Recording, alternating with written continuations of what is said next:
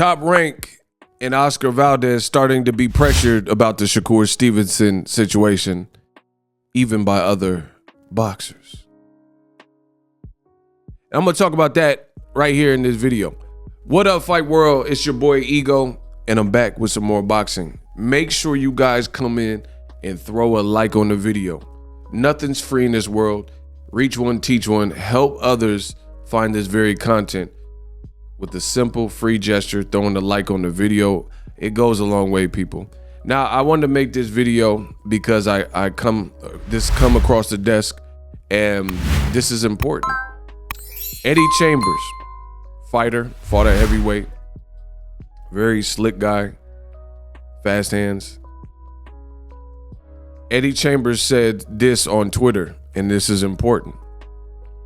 I'm hearing Top Rank Boxing say that Emanuel Navarrate versus Oscar Valdez, exclamation points. Not fair. They should be pushing Shakur Stevenson to unify versus Oscar Valdez. Make the Olympian a star. Now, the funny thing is, Digital Mob. This is exactly what I've been telling you on my channel. And it goes to show you that the message continues to spread. And now you're having the fighters speak out and defend Shakur Stevenson in this situation. And it's not even defending him, it's just suggesting what's right. And I shout out to Eddie Chambers. He follows me. So, you know, hopefully he caught some of the content in some of the videos where I said the same thing. Shakur Stevenson, this is something he said November 6th. Shakur said, Bob Arum is talking like I'm a challenger for Valdez's belt. It's a unification fight for the both of us. LOL. How do you allow this 126-pound champion, Navarrate, to move up and get the fight I've been asking for since I was back at 126 at featherweight? Man, the walls are closing in for Top Rank with this Oscar Valdez situation. It is very apparent from Shakur's pressure, my channel's pressure, and other channels who are speaking the truth on this matter, right? That people want to see Shakur versus Oscar Valdez. This becomes increasingly hard to justify Shakur being left in the dust and put on the back burner, especially after a brilliant performance that he had versus Jamel Herring, and a guy who's not even of the weight class, who had a pretty tough fight with the guy that Shakur Stevenson really dominated. Even, yes, Navarrate's style is super aggressive, so Joet Gonzalez's face looked pretty bad, you know, reminiscent to Eric Morales when he fought against Marcos Maidana. But Shakur Stevenson had already beaten Joet Gonzalez, and to me, since he used to date Joet Gonzalez's sister or whatever happened there, and they had that little family, the family build-up or whatever, I think Shakur kind of held back in that fight. So he just beat him because he started out real spicy, and then he kind of just like went through the motions in the later rounds. And you see he can turn up when he wants. He showed you that in the Jamel Herring fight. So to me, the walls are closing in. Oscar Valdez has even responded, and he said and laughed and said he wants to fight Shakur Stevenson. So why would Bob Arum be doing the interviews and saying, no, we want Shakur versus Valdez's leftovers, bare chelt? But you got two Olympians. Oscar Valdez is a two-time Olympian. He didn't medal, but he appeared two times. And Shakur Stevenson is a silver medalist from the Olympics. That is the bigger fight for 2022. It is the better fight for 2022. And it continues to speak the message and speak volumes on what I say on my channel, how black fighters in the world of boxing are consistently and constantly marginalized and put in these predicaments that are really no-win type of situations for that said fighter. Cameron Duncan did an interview, and he said that Top Rank matchmaking, they're very organized, and they have something called the NBF, No Black Fighter List. And when they want to build a certain person, basically he was saying that they steer him clear from dominant or greatly talented black fighters. And you would think with that type of press in boxing and with that type of interview leaking and coming out, you would almost think that in the world, only in boxing do you see this stuff. You would think that people would at Top Rank would be like, oh, we don't want that to be the perception. We don't want people to actually start believing that. So let's change our image. But instead, it's supporting that notion of the NBF list. You know, the infamous NBF list. Because Shakur Stevenson, listen, when Shakur Stevenson had performances that even myself, I thought he could do more. So I said his last fight with the Nakathila guy, I said that fight was rather flat to me. It was kind of boring, you know, it lacked something. And I thought Shakur could have put a stamp on it more, especially given the fact that his last fight before that with Toka Khan Clary was kind of similar. So to me, I was expecting more. And I gave that fair, objective criticism when it came to that. But then in true Boxingego fashion, when he shines on the highest of stage with the best name as a challenger against a champion with Jamel Herring, I gave Shakur all the props in the world because he looked damn good in that fight. And he got the stoppage. And he won every single round. So this NBF list needs to be addressed because when Shakur had performances that were a little bit flat or less engaging and scintillating and entertaining, guess what? People use that against him. They say, oh, people don't want to see Shakur. People prefer the Navarrate fight, blah, blah, blah. But then he puts on a spicy performance full of action with defense, offense, and shows the completeness of a complete fighter.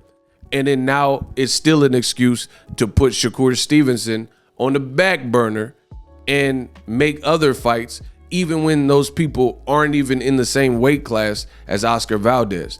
The Witness Protection Program in boxing, WPP, Witness Protection Program, and the NBF list are in full effect and continually being enforced. And the biggest problem I have is because you have casual fans and bigoted fans and biased fans who will forever hold it, because this does happen to Cuban fighters as well, where they get like slighted and they're so dangerous and skilled. You see them have a tough time getting fights, you know, and you see that with a lot of talented, namely Black American fighters, but you see that because the skill level, the ring IQ, the ring generalship, very hard to beat. You look at that American style like Shakur Stevenson, Andre Ward's, the Floyd Mayweather's, Devin Haney's, right?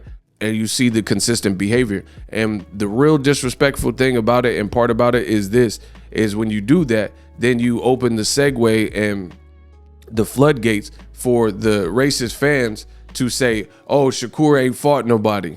Oh, his best win is Jamel Herring. He been stopped, blah, blah, blah. Okay, Oscar Valdez has not been stopped. He hasn't lost, and he's a champion. So just like Eddie Chambers is saying, if Shakur got that fight, then you would be building a star. But Top Rank rather give this opportunity to a Mexican fighter in Emanuel Navarrate, and he's not even in the weight class, and nobody's really demanding that particular fight.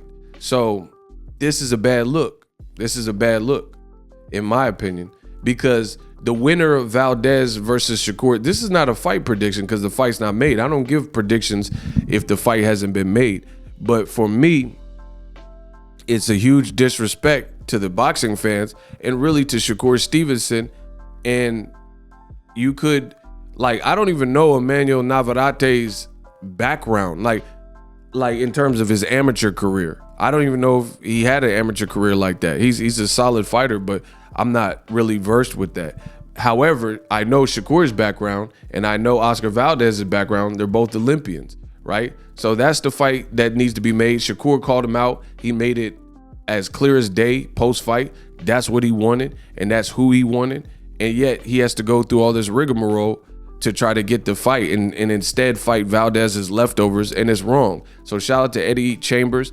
If more fighters did what Eddie Chambers is doing and spoke up on this would be a better thing for boxing, because it wouldn't just be my channel. You would have prominent fighters who have their own audience and their people that subscribe to listen to their comments and whatnot, and we would be all tackling these situations like the NBF list. This is wrong. This is wrong. Nobody even, I don't even know anyone who said they wanted to see the Navarrate fight versus Valdez. You know, sure, it could be a good action fight, but why doesn't Navarrate make his name known? Why don't he, like, for example, here's the solution.